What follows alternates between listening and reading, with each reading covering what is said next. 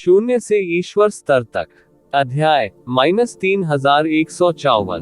नमस्कार, आप कहानी में खो जाएं उससे पहले चैनल को सब्सक्राइब करें और नोटिफिकेशन ऑन करें। धन्यवाद। एक पल में वह दुनिया जहां जीवन और मृत्यु क्षेत्र स्थित था, मानव जाति की पैतृक भूमि की तरह बन गई थी। मानव जाति के ऋषियों का युद्ध घोष हर जगह सुना जा सकता था। सब कुछ संघर्ष के दायरे में था। एक पल में गोल्ड ईटर एंड क्वीन की मुट्ठी पूरी तरह से निगल ली गई और पीछे कुछ भी नहीं बचा। मुट्ठी का इरादा कितना मजबूत है, मुट्ठी की तकनीक कितनी शक्तिशाली है। कई सम्राट चौंके बिना नहीं रह सके। पहले का मतलब था कि ये ज़िवेन की मुट्ठी की ऊर्जा दुनिया को तोड़ने के लिए पर्याप्त थी और उसका कौशल एक भयानक स्तर तक पहुंच गया था। उत्तरार्ध का मतलब था कि मुट्ठी तकनीक का ये सेट अद्भुत था। इस मुट्ठी के माध्यम से वे सुदूर उजाड़ युग में मानव जाति के उत्थान को लगभग देख सकते थे। जो व्यक्ति मुट्ठी तकनीक का ये सेट बना सकता है उसे एक अद्वितीय प्रतिभा के रूप में माना जा सकता है। क्या मानव जाति में ऐसा कोई व्यक्ति है? क्या ये सुइरेंशी हो सकता है? कुछ लोगों ने मानव जाति की किंवदंती के बारे में भी सुना था। हालांकि फॉर्चून गॉड राजवंश में मानव जाति को एक शक्तिशाली जाति नहीं माना जाता था, सुइरेंशी ने फॉर्चून गॉड राजवंश में जड़ें जमाने के लिए मानव जाति का नेतृत्व किया था। ये सब सहज नहीं था। इसके विपरीत अंततः मानव जाति के लिए जगह बनाने और अंततः फॉर्चून गॉड राजवंश में पैर जमाने से पहले उन्होंने अनगिनत लड़ाइयों का अनुभव किया था। नस्ल के बावजूद इस तरह के पूर्वज स्तर के सम्राट अक्सर बेहद भयानक अस्तित्व का प्रतिनिधित्व करते थे। किसी भी जाति के जन्म को स्वर्ग का आशीर्वाद कहा जा सकता है। ये पूर्वज स्तर के पात्र अक्सर बड़े भाग्य के साथ अत्यंत भयानक और शक्तिशाली अस्तित्व का प्रतिनिधित्व करते हैं। नहीं, ये सुइरेंशी नहीं है। सुइरेंशी की मार्शल आर्ट मानव जाति के बीच व्यापक रूप से फैली हुई है। वे बिल्कुल भी एक ही प्रणाली में नहीं है। सुइरेंशी के अलावा वास्तव में मानव जाति में एक ऐसा व्यक्ति है। कोई आश्चर्य नहीं कि वह दुनिया पर हावी हो सकता है। कोई कारण होना चाहिए। कई लोगों ने आश्चर्य से अपनी जीभें चटका ली। इस मुट्ठी ने मानव जाति के प्रति सभी का दृष्टिकोण पूरी तरह से बदल दिया। ये ज़िवेन की मुट्ठी के इरादे ने सीधे गोल्ड ईटर क्वीन की मुट्ठी के इरादे को चकनाचूर कर दिया और फिर गोल्ड ईटर क्वीन की मुट्ठी से टकरा गई। टकराना सोने और लोहे के टकराने जैसा जोरदार धमाका हुआ और दोनों की घूंसे आपस में बुरी तरह टकरा चुके थे। गोल्ड ईटर क्वीन बेहद भयानक और शक्तिशाली शारीरिक शरीर वाला प्राणी था। ऐसा कहा जाता था कि यह कठोरतम वातावरण में भी जीवित रहने में सक्षम है। विश्व विनाश सम्राट तितली की तुलना में यह एक और चरम अस्तित्व था। यही कारण था कि उन्होंने मुख्य रूप से शक्ति के नियम का पालन किया और अपने अत्याचारी भौतिक शरीर को चरम सीमा तक मुक्त करने में सक्षम हुए। ये ज़िवेन किसी भी तरह से कमतर नहीं थी। वह लगातार टायरेंट बॉडी स्क्रिप्चर की खेती कर रहे थे। उन्होंने कई वर्षों तक इसमें सुधार किया था। यह अज्ञात था कि अतीत की तुलना में ये कितना अधिक उत्कृष्ट था। उनकी भौतिक साधना ही हर चीज की नींव और निर्भरता थी, तो ये स्वाभाविक रूप से काफी मजबूत था। दो अत्यंत शक्तिशाली भौतिक शरीर टकराए। इसके अलावा वे शाही सम्राट स्तर पर अस्तित्व में थे। कोई कल्पना कर सकता है कि वह भयानक शक्ति कितनी भयानक थी। परिणामी सदमे की लहर से ऐसा लग रहा था जैसे ये दुनिया को ध्वस्त करने जा रहा है। सौभाग्य से व्यावहारिक रूप से उसी समय जीवन और मृत्यु क्षेत्र में विभिन्न विशेषज्ञों द्वारा स्थापित अवरोध तुरंत सक्रिय हो गया था। इसने भयानक सदमे की लहर को रोक दिया और इसने आकाश में लहराती असंख्य दिव्य कानूनों की श्रृंखलाओं को भी रोक दिया। का दांत दुखाने वाली चटकने की आवाज सुनाई दी। सभी ने देखा और ठंडी हवा का झोंका लेने से खुद को नहीं रोक सके। धातु भक्षी चींटी सम्राट की मुट्ठी पर कई दरारें दिखाई दी। ये ज़िवेन के मुके से उसकी मुट्ठी खुल गई थी। हिस, ये कैसा है संभव? अंततः सभी ने टकराव का परिणाम देखा।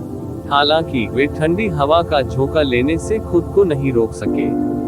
धातु भक्षी चींटी सम्राट अपने शक्तिशाली भौतिक शरीर के लिए जाना जाता था। उन्होंने कभी नहीं सुना था कि कोई धातु भक्षी चींटी सम्राट को इस तरह अपने नंगे हाथों से हरा सकता है। ऐसा लग रहा था मानो उसका एक हाथ अपाहिज हो जाएगा। अभी अभी ये जिवेन ने धातु भक्षी चींटी सम्राट को मुक्का मारकर उड़ा दिया था। अब इसने उन्हें और भी अधिक भयभीत महसूस कराया। छठे क्षेत्र की लड़ाई इन शाही सम्राटों के स्तर को पार कर गई थी।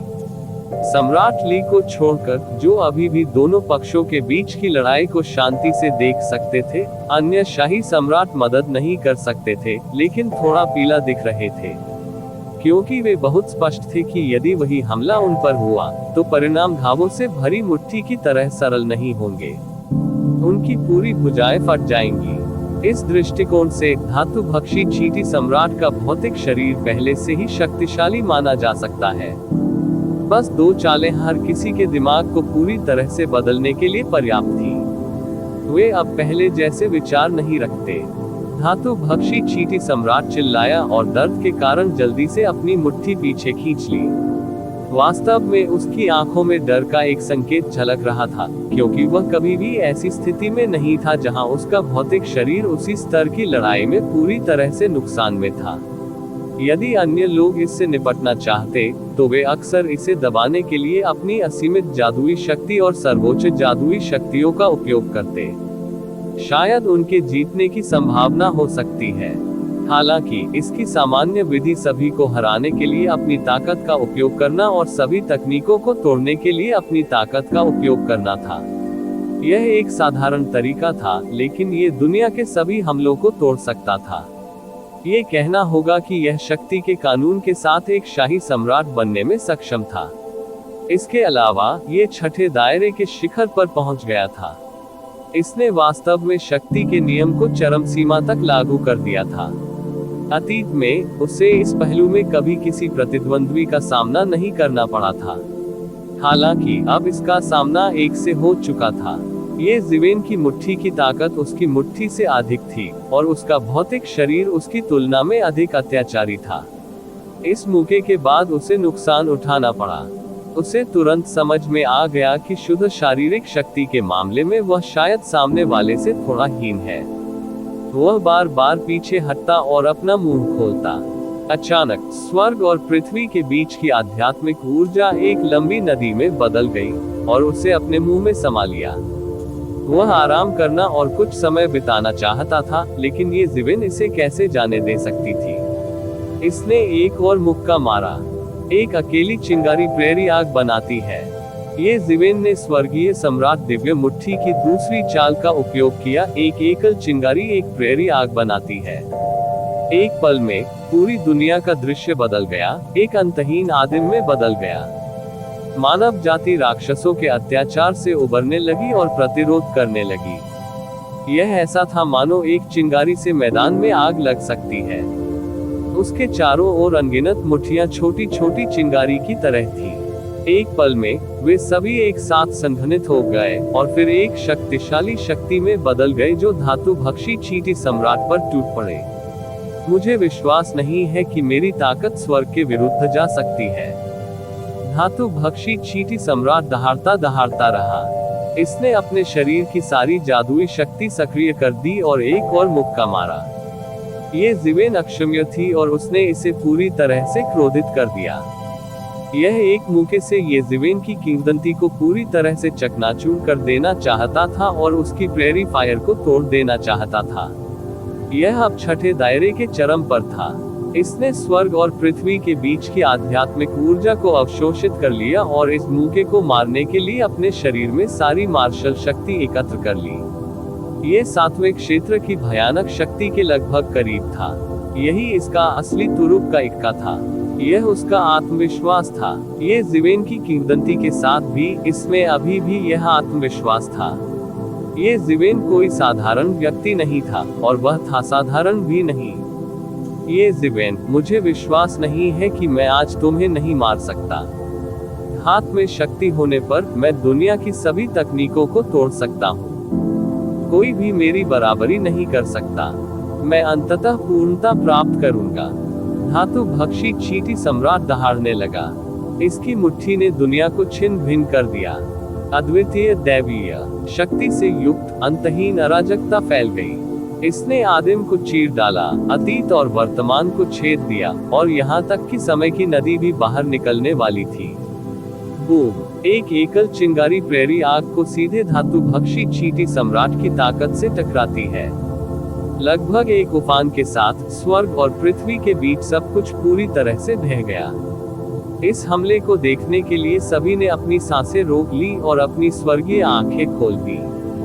उस पल में दो बेहद भयानक मुट्ठी एक दूसरे से टकरा गई और एक दूसरे के खिलाफ लड़ने लगी। जैसा कि सभी को उम्मीद थी, वैसा कोई गतिरोध नहीं था। लगभग एक ही पल में, एक ही बातचीत में नतीजा तय हो गया। प्रेरी फायर की मुट्ठी के इरादे ने सीधे धातु भक्षी चींटी सम्राट की मुट्ठी के इरादे को टुकड़ों में तोड़ दिया। यह मैदानी आग की चिंगारी की तरह थी, जिसने सब कुछ जलाकर राख कर दिया। टकराना, दोनों की मुट्ठियां सीधी टकरा गईं। यह एक और सीधी टक्कर थी। कुची धातु भक्षी चींटी सम्राट की मुट्ठी की त्वचा और मांस को सीधे काट दिया गया था। ये किसी धारदार हथियार से नहीं, बल्कि किसी शक्तिशाली ताकत से काटा गया था।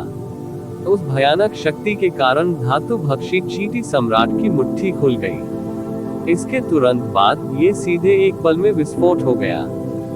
धातु भक्षी चींटी सम्राट की मुट्ठी मांस और खून की गंदगी थी। हड्डी के टुकड़े हर जगह उड़ गए। ये सिर्फ एक झटका था, और ये ज़िविन ने फिर से गंभीर रूप से घायल कर दिया। हिस, जैसी की अपेक्षा थी, वे समान स्तर पर नहीं है। अंत में, यहाँ तक कि जो लोग धातु भक्षी चींटी सम्राट के बारे में सबसे अधिक आशावादी थे, उनके पास इस समय कोई इच्छाधारी सोच नहीं थी, क्योंकि दोनों पक्षों के बीच का अंतर बहुत बड़ा था। यह इतना बड़ा था कि इसकी भरपाई करना असंभव था। इसलिए ज़िविन ने वास्तव में गेंगजन टाइगर सम्राट और शाश्वत दिव्य सम्राट को एक ही समय में हरा दिया। यह एक किंवदंती नहीं होनी चाहिए। मुझे डर है कि यह सच है। वह इतना भयानक कैसे हो सकता है? मानव कबीले में एक और अद्वितीय शक्ति प्रकट हुई है। धातु भक्षी चींटी सम्राट बहुत दूर है। अब केवल विचार करने वाली बात यह है कि धातु भक्षी चींटी सम्राट कितने समय तक टिक सकता है। धातु भक्षी चींटी सम्राट को बार बार नुकसान उठाना पड़ा, और उसकी क्रूर प्रकृति भड़क उठी। इसके शरीर से अनंत प्रचंड ऊर्जा निकली, और यह सीधे अपने मूल रूप में परिवर्तित हो गया। वह प्राचीन दिव्य पर्वत के समान एक विशाल क्रूर चींटी थी। उसका पूरा शरीर सुनहरा था, मानो उसे सोने में ढाला गया हो। ये राजसी लग रहा था। यदि आप अपने मूल रूप में परिवर्तित हो जाएं तो भी यह बेकार है। क्या आपने यह नहीं कहा था कि मानव कुल की मार्शल आर्ट अच्छी नहीं है? फिर मैं तुम्हें मानव कुल की मार्शल आर्ट से पीट पीट कर मार डालूंगा। तुम ऐसा नहीं करोगे, कुछ भी कहना है। ये ज़िवेन बिल्कुल भी नहीं डरी। वह बस उपहास करता रहा। प्रतिद्वंद्वी अपने मूल स्वरूप में आ गया था, और उसकी ताकत थोड़ी मजबूत हो गई थी। ये दूसरों के लिए समस्या हो सकती है, लेकिन उसके लिए ये कुछ भी नहीं था। मुझसे एक और मुक्कल ले लो। सभी नायकों के खिलाफ लड़ो। ये ज़िवेन चिल्लाया और एक मुक्का मारा। मुट्ठी का इरादा अनगिनत छायाओं में बदल गया। वे कई ताकतवर थे जिन्हें ये ज़िवेन ने पिछले कुछ वर्षों में मार डाला और हराया था। वहाँ विभिन्न जातियों और ताकतों के लोग थे। अब वे सभी विकसित हो गए थे। उन्होंने पहले ही इस कदम के अपने सार का उपयोग कर लिया था, और अपने अतीत को इसमें एकीकृत कर दिया था। यह मूल से बिल्कुल भी कमतर नहीं था। यह मुक्का सीधे आकाश और समय की नदी को भेद गया। एक पल में, यह पहले से ही धातु भक्षी चींटी सम्राट के सामने विस्फोट कर चुका था। टकराना। प्रतिवेदन किसी भी खराब अनुवाद के बारे में हमें बताने के लिए टेक्स्ट का चयन करें और रिपोर्ट पर क्लिक करें। लेस देन पिछला सूचकांक, अगला ग्रेटर देन। इसी प्रकार के अपडेट्स लेते रहने के लिए हमारे चैनल ऑडियो बुक्स 108 को सब्सक्राइब करें और नोटिफिकेशन ऑन करें। धन्यवाद।